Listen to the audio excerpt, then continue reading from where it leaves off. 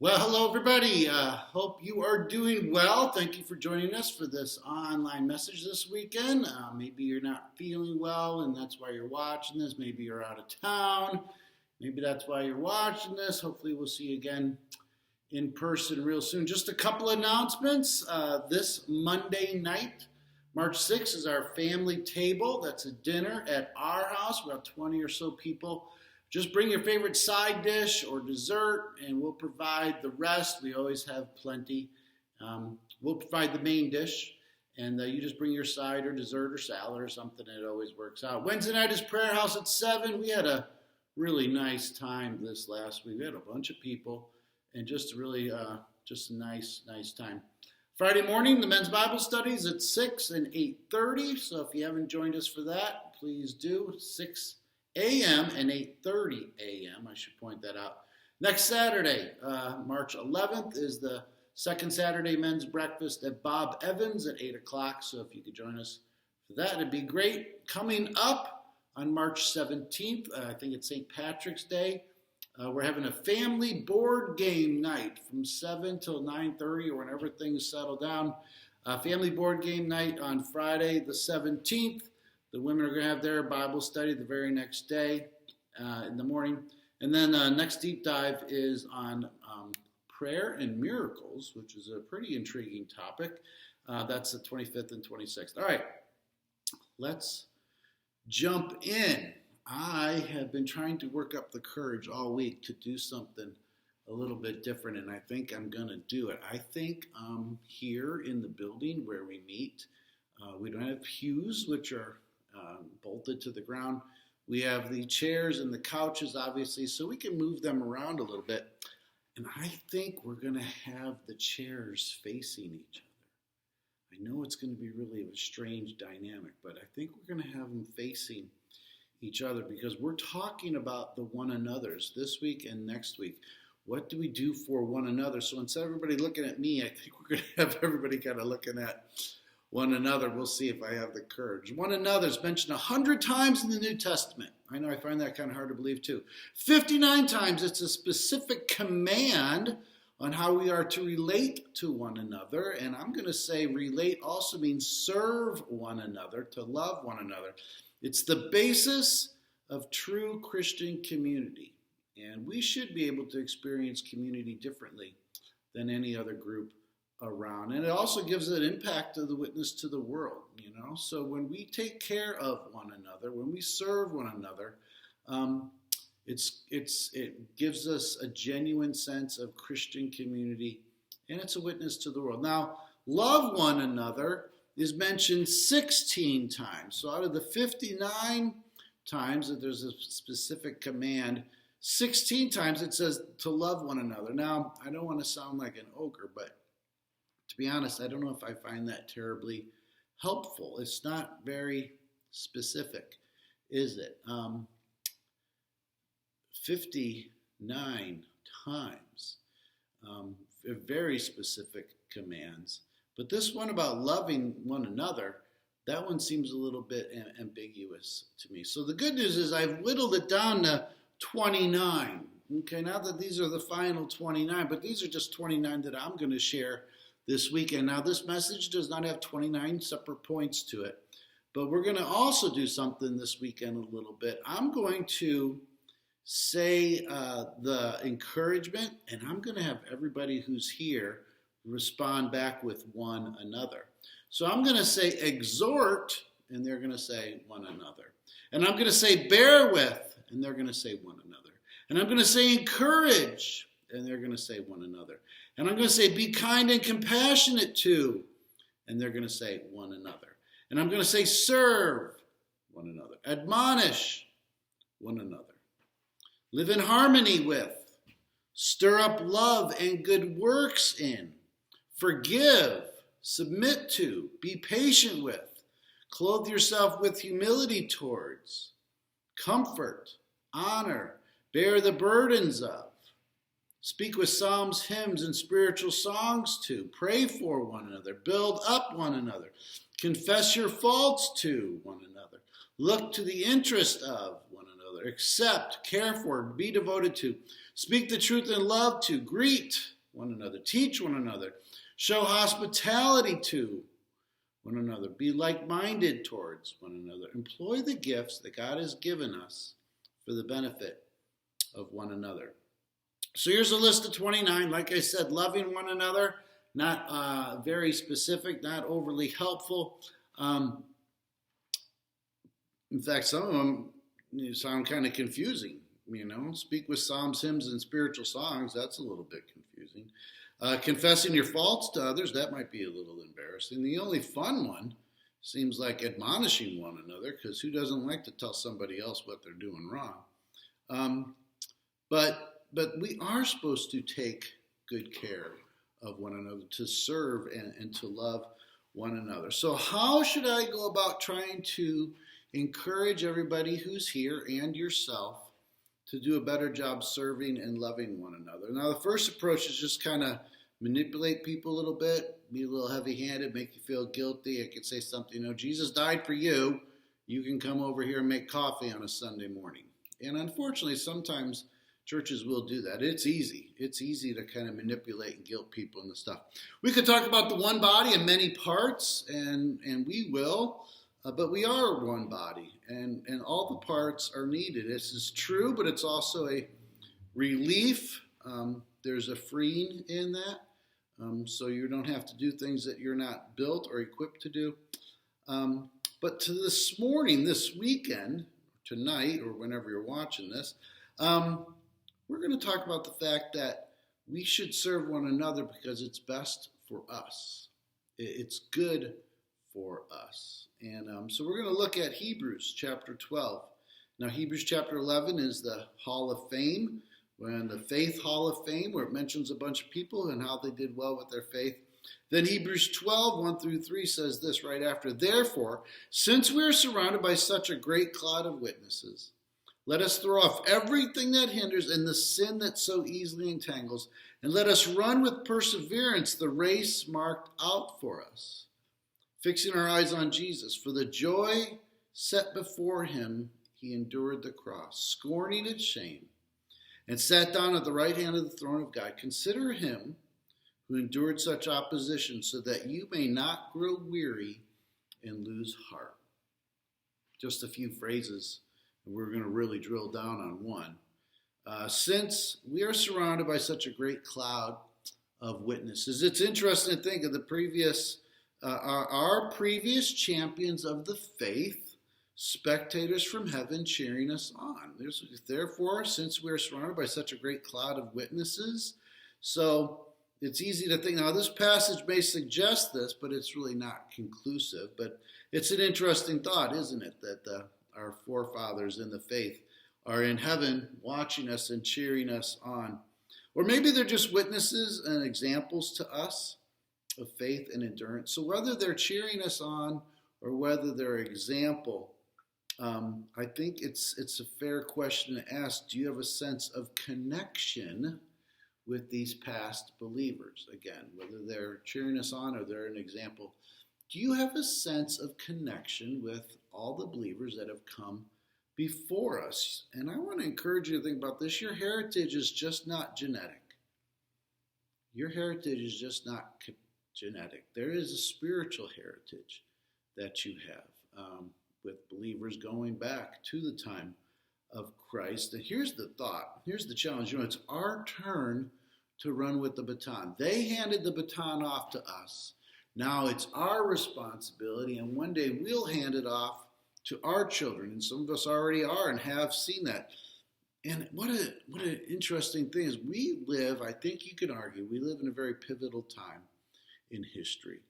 There's a lot of things going on that make us think, all right, how much longer is this all going to go? Who knows? But there's a chance we are living in a very pivotal time. And we could be honored, we should be honored to run with the baton. As frustrating as these times may be, maybe these are pivotal times when God really wants to do something great.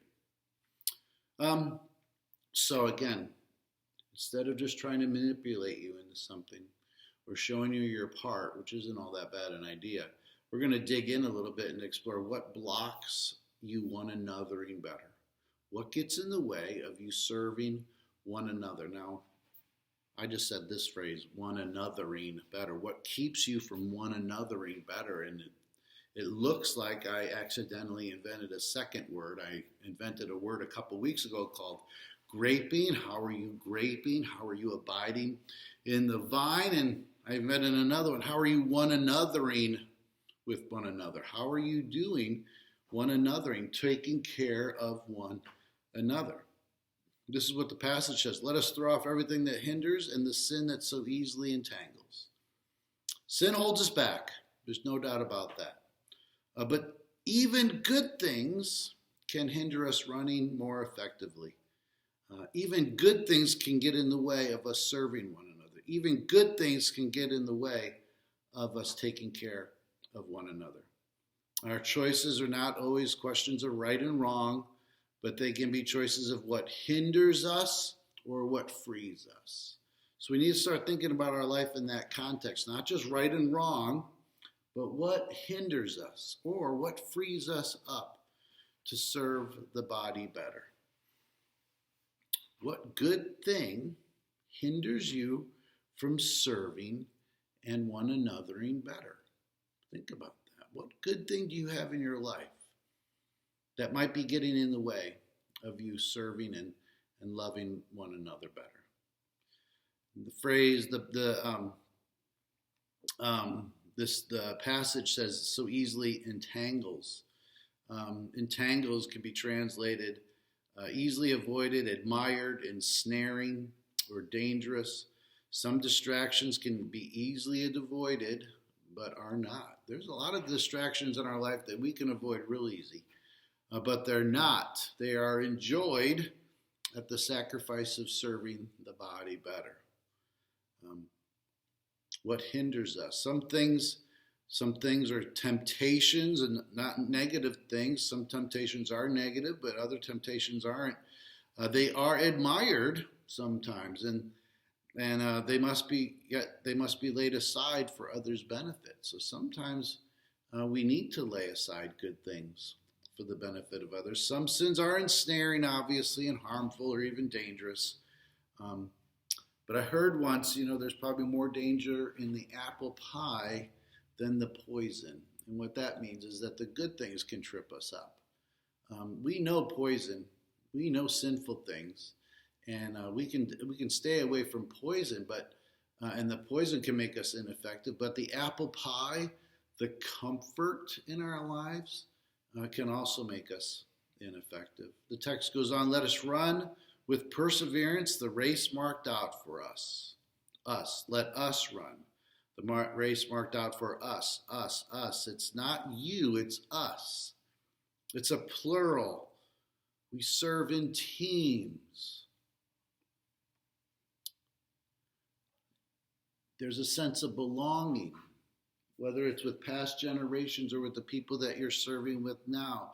People want to belong. They yearn to belong. In fact, some of the local places looking to hire people, I think it's Sheets, they're really pursuing, they're really selling prospective employees that this is a family. Join this family because people are wanting to belong to something. Boy, this group or clan, I can't remember what the phrase is, but they're wanting you to sense a belonging to somebody. Find your crew. Maybe that was it.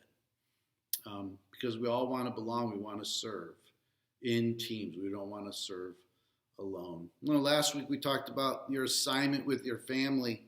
This weekend we're talking about the race, to run the race that's out in front of us.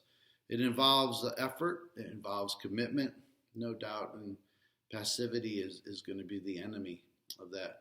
Perseverance, it's not just a patience to accept the unavoidable things. Sometimes we think we're going to persevere as I'm just going to wait this thing out. I'm just putting up with something I don't like. It's not that. It's not a patience, but a determination to go on steadily on and to refuse to be deflected or deferred. So over the last few weeks, truth is, I've encouraged us to be farmers, that we cultivate To be a butterfly, you're transformed. To be an apprentice, always learning, always doing. To be an ambassador, represent Christ. Last week it was be a remodeler. You are tasked with remodeling a broken down home. And this weekend I'm encouraging you to see yourself as a runner. We have a race. You are a runner, whether you recognize it or not. So are you running, or are you just sauntering and walking and ambling along? What is your race? Acts 20, Paul spoke of his race. He had his race to run, and we have ours. And again, that's that picture of the baton at a pivotal time in history. What are we doing with that baton? And maybe running with your baton is just doing something small, but something needed. Fixing your eyes on Jesus. We can only run our race as we look to Jesus, with eyes looked on him, focused on him for focus and inspiration. It implies a looking away from other things and a present, right now, looking at Jesus. Now, I didn't know this, but when I say the word blinkers, you probably think of the turn signal on your car. But blinkers are also a technical name for horse blinders. You've probably seen horses. They have these things on the side of their head to keep them from being distracted, to keep them looking forward. These blinkers, these horse blinders. Racehorse trainers, they want their horses focused, looking straight ahead. They don't want them to pay attention to the order of the horses. They don't want them to be distracted by the crowds and all the other things that are going on. They want their horses looking straight ahead in the race. Even driving horses that pull teams around, they don't want them to be distracted or spooked, especially on a crowded city street. That makes sense. Horses have these blinkers, these blinders on that keep them focused straight ahead. A few years ago, well, more than a few, I preached a sermon called Jesus Glasses, and how we all should put on a set of glasses to see the world the same way that Jesus does. Someone liked it so much they wrote a poem about Jesus glasses. I think we need Jesus glasses, but we also need spiritual blinkers. Sometimes we need spiritual blinders to keep us focused and moving straight ahead. Not to get distracted. We're hindered, not to be hindered by all the other things. Now, here is the main point, I'll be honest with you. This is the thing I hope that you remember the most, because the passage also said, now, it says, for the joy set before him. Okay?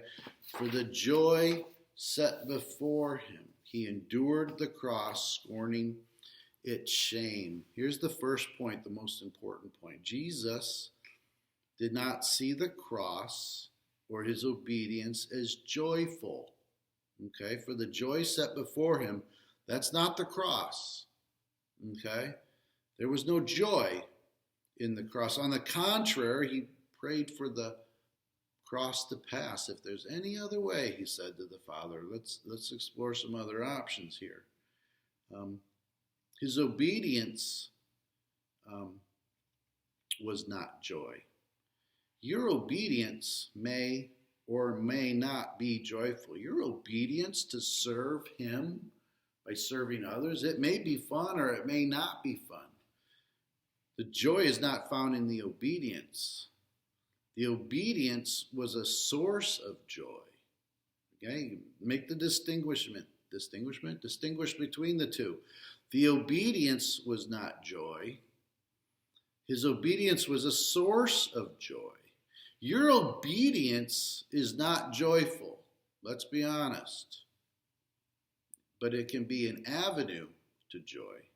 As I was working on this message, a friend of mine called and said, can you help me carry 70 sheets of drywall down to my basement? There's no joy in carrying 70 sheets of drywall down to the basement. Okay? That's hard work. There's no joy in that. The joy comes from knowing that I could help a friend. Okay, the joy comes from a job of getting my eyes off myself and helping somebody in need. Because when my car breaks down and I call this person for a ride, I'm just projecting what's going to happen someday. When my car breaks down and I call this same friend for a ride, he's going to have a joy in helping me. Now, again, he might be inconvenienced by it and it might not be fun to drive over to where I am. But the joy is going to be found afterwards. The joy is going to be found in it's going to be the source. The obedience is the source, not the joy itself. Your obedience, our obedience, again, is service. Your obedience, your service could be a source of joy. Jesus could look past the horror of the cross and partake in the joy that it would bring. Now, in the cross, the joy that would bring is actually a relationship with you. That's the most amazing part of it. This same mentality enables us to serve one another and endure when it gets hard. But let's be honest, your hard, my hard, is probably just more inconvenience than anything else. Okay? So the joy comes from serving. The joy is not found in the serving. Passage wraps up. Consider him who endured such opposition so that you will not grow weary and lose heart. In their difficulty, if the Hebrew readers would consider Jesus, they would have been encouraged. Consider him, Jesus, who endured such opposition. So in their difficulty, they looked at Jesus, they would have been encouraged not to grow weary or lose heart. In our difficulty, again, I'm going to remind everybody that our difficulty mostly is inconvenience. In our inconvenience, if we consider Jesus, we will be more motivated. So, why did we list out the 29 one another's? Because we're getting ourselves 29 chances to pursue joy. When we pursue serving one another, we're pursuing joy. And this weekend, we're just looking at 29. Briefly, just ran them through 29 different ways to pursue joy. Galatians 5:13 and 14 says this, "For you have been called to live in freedom, my brothers and sisters, but don't use your freedom to satisfy your sinful nature." Wow. Instead, use your freedom to serve one another in love.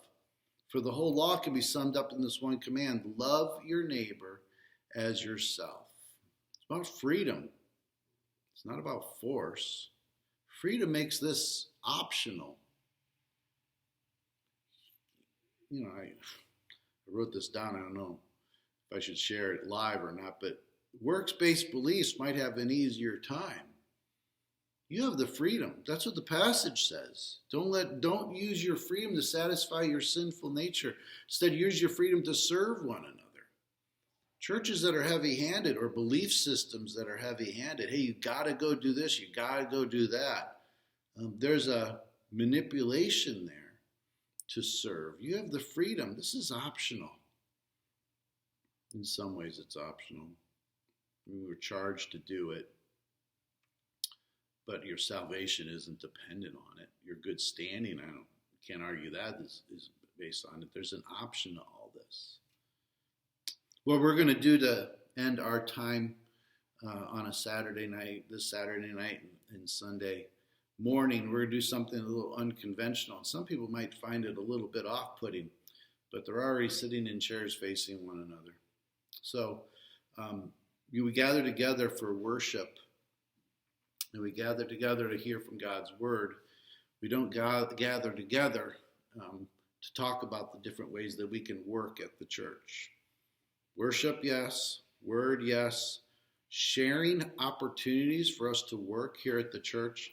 Some people might find that a little off-putting, but we do things maybe a little unconventional around here. We're going to share some very practical ways to serve one another at Deep Rivers Church. We're going to talk through, there's 12 different teams that you could join. There's a welcome team. And we're going to talk a little bit about that and what they do, welcoming guests on a Saturday night and a Sunday morning, and helping with the gift bags and keeping the lobby decent. even to cut up pastries on a Sunday morning. We're going to talk about the fact that we need people to serve on the welcome team. We're going to talk about the weekend logistics team, the people that make coffee, the people that pick up bread and pack up the bread. Communion, we're having communion once a month. This is a communion weekend. We have a couple that sets the communion up, but if they're not around, we need to find somebody else. And offering, we have an offering. We have a team of people that count the offering and record it. We could always use more folks for that. Kids ministry, Little Rivers, Big Rivers, the two different age groups that we have to help out with those classes on a Saturday night, to be a helper or a teacher, special events, it's all kinds of things. Worship and AV. Again, when it comes to worship, we want people that have a heart of worship. It's more important than the skills, the musical skills and abilities that they have. AV team, having two services isn't that bad. Having two services on two separate days makes it more of a challenge for the AV team. Prayer team, prayer is the fuel for the ministry here at the church. Security team is a new one that we're starting up. That might be attractive to some of you, just having a secure presence. Also kind of being available for emergency medical situations and concerns with that. We also have we want to get a care team up and going. A team that helps organize meals and just love on people, send flowers, and just kind of do some real tangible gifts of love acts of love for people who are having some felt needs. Administration and communication, admin and communication. There's always ways we can communicate better. There's 7 different ways that we communicate with people here at the church. And then add postcards for deep dive, it's 8. So we're trying hard to communicate well. We're going to have a special events team just to kind of have other people help lead some of these things. Fun events, yearly anniversaries and events, Fruit Belt Farm Workers trips, student packages, community events that we want to participate in. A serve team, just people that are going to help serve with physical needs or perform minor building repairs and maintenance around here. Provide rides to people, help set up the worship space and get things ready for the weekend. And then a men's ministry team and a women's ministry team to get real specific on how do we want to do men's ministry and women's ministry a little bit more intentional. So those are the 12 areas, the 12 teams that people could jump into. And the question we're going to ask everybody who's here, I'll ask you as well, is which one interests you? Out of these 12 that I just listed off, which one interests you? Not does one, that's a yes-no. It's not a yes-no, it's a which one. Which one of these is an interest to you? And are you willing to pursue loving one another by jumping into one of these teams? So we have a unique opportunity to pursue joy. We don't pursue joy just by singing a worship song. We don't pursue joy just by digging into God's word. We pursue joy by loving one another. We have lots of opportunities to do that. Well, again, thanks so much for joining us. Take care and God bless.